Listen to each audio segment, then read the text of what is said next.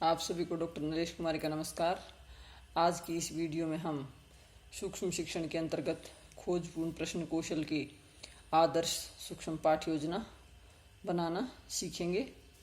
और इससे पहले मैंने इस कौशल के घटकों का विस्तार पूर्वक वर्णन किया था और मैं आशा करती हूँ कि आप इस चैनल को सब्सक्राइब करके मेरी सारी वीडियो देखेंगे और लाभान्वित होंगे। और आज हम चर्चा करते हैं खोजपूर्ण प्रश्न कौशल की। और ज़्यादा से ज़्यादा इस वीडियो को लाइक एंड शेयर करें और चैनल को सब्सक्राइब करें। देखिए, खोजपूर्ण प्रश्न कौशल इसको की पाठ्य योजना बनाते वक्त छात्र इसी तरह से कॉलम बनाएंगे। यहाँ भावी छात्र, अध्यापक, अनुक्रमांक, कक्षा, विषय और अवधि 6 मिनट, उप विषय तो विषय गणित और उप विषय वर्ग के चारों ओर बाड़ लगाने का खर्च ज्ञात करना। ये ध्यान रहे। देखिए, ये पाठ्य योजना में 6 मिनट में पूरी आपको बताऊंगी। अब हम यहाँ छात्राध्यापक 3 कॉलम बनाएंगे। छात्राध्यापक क्रियाएं, छात्र क्रियाएं और यहाँ प्रयुक्त घटक। और अंग्रेजी माध्यम के बच्चे यहाँ people teachers activity, student activity और कंपोनेंट यूज्ड। और कंपोनेंटों को मैंने पिछली वीडियो में अंग्रेजी माध्यम में बता रखा है और मैं इसमें भी नीचे लिख रही हूँ। और किसी भी विषय की पाठ्य योजना क्यों न बने, कंपोनेंट यही यूज करने हैं। और इसी तरह से केवल विषय वस्तु यहाँ बदल जाएगा। बाई चांस यहाँ मैं गणित की बता रही हूँ तो वहाँ हिंदी के छात्राध्यापक यहाँ संज्ञा के उदाहरण लिखकर छात्रों से पूछेंगे कि ये इन्हें हम क्या कहते हैं। वही बस केवल विषय वस्तु बदल जाएगी और कंपोनेंट वही रहेंगे।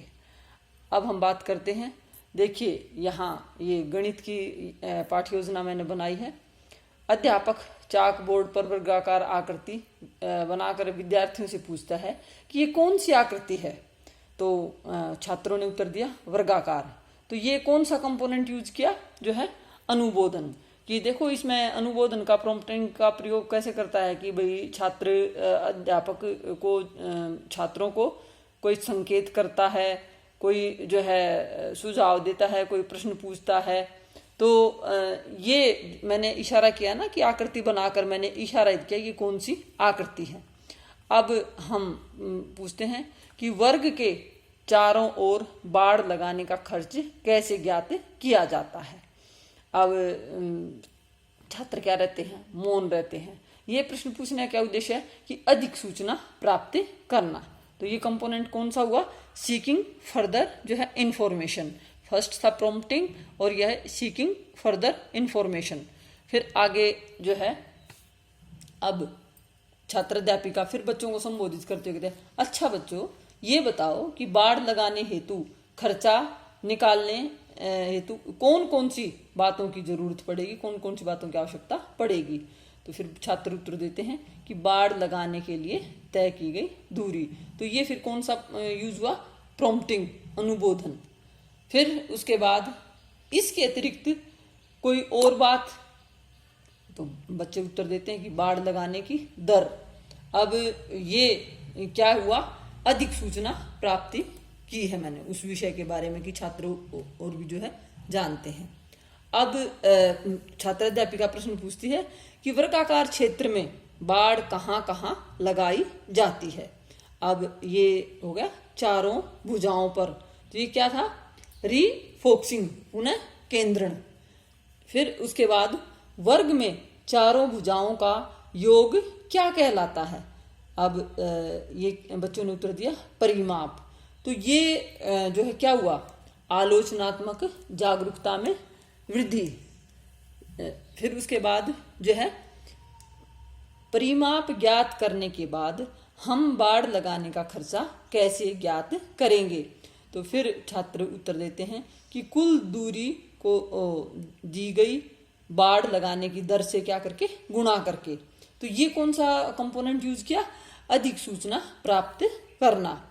फिर आगे वर्गाकार क्षेत्र में बाड़ लगाने का खर्च करने का सूत्र क्या होता है।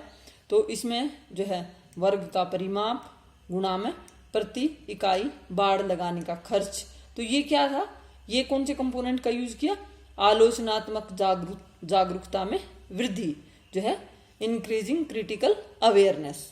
तो ये जो है इस तरह से मैंने सारे कंपोनेंट जो है यूज किए हैं। उसके बाद हम बनाएंगे यहाँ इसको, और भी आप प्रश्न पूछ सकते हैं, समय सीमा का जो है ध्यान रखें। फिर यहाँ ये ऑब्जर्वेशन टेबल बनेगी, ऑब्जर्वेशन टेबल लिखेंगे यहाँ, ऑब्जर्वेशन टेबल अवलोकन तालिका, यहाँ लिखेंगे अवलोकन जो है तालिका। और इसमें यहाँ नीचे वही 3 कॉलम बनाएंगे, घटक, रेटिंग स्केल और यहाँ टैलिया। और फिर यहाँ इन घटकों को सभी को अनुबोधन, प्रॉम्प्टिंग, अधिक सूचना प्राप्ति, सीकिंग फर्दर इंफॉर्मेशन, पुनः केंद्रण, रीफोकसिंग, पुनः निर्देशन, डायरेक्शन और आलोचनात्मक समीक्षा या आलोचनात्मक या समीक्षात्मक एक ही शब्द है, ये 2 हिंदी में मैंने लिखे, जागरूकता में वृद्धि, increasing critical awareness, rating scale 1, 2, 3 जो है इसी तरह से हम 3 ये लिखेंगे और यहाँ टैलिया जो है लिखेंगे। तो ये आपकी जो है पाठ्य योजना इस तरह से आप लोगों ने तैयार करनी है। और इसमें देखिए प्रश्न पूछते वक्त ध्यान रखें, व्याकरणिक दृष्टि से आपके प्रश्न शुद्ध होने चाहिए, दोहरे उत्तर वाले जो है प्रश्न आप न पूछें।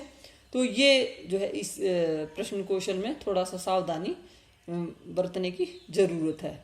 और जो है ध्यान रहे थोड़ा सा, एक जब भी प्रश्न कौशल का प्रयोग करते हैं तो ये थोड़ा सा रखें कि मानिए आपने छात्रों ने जो उत्तर दिया है, तो इसी जो है प्रश्न को, इसी उत्तर को अगला प्रश्न बनाने का प्रयास करें। इससे जो है आपकी कंटिन्यूटी जो है, निरंतरता बने रहेगी। तो ये जो कुछ बातें होती हैं जो आप जो है इस सूक्ष्म शिक्षण के घटकों का प्रयोग करते वक्त, कौशलों का प्रयोग करते वक्त आप प्रयोग कर सकते हैं। तो मैं समझती हूँ कि आप सभी इसे पूरी तरह से जो है सीख गए होंगे। और आज के लिए इतना ही काफ़ी। मेरी नेक्स्ट वीडियो में जो है उदाहरण कौशल पढ़ेंगे और उदाहरण कौशल के घटकों के चर्चा करेंगे और फिर पाठ्य योजना। इसी तरह से मैं सभी जो है माइक्रो टीचिंग के पाठ्य योजना बना कर जो है डाल रही हूँ। और सभी स्टूडेंट डीएड के और बीएड के दोनों वर्षों के छात्र इनको जो है ध्यानपूर्वक देख सकते हैं और लाभान्वित हो सकते हैं। आज के लिए इतना काफ़ी। नमस्कार।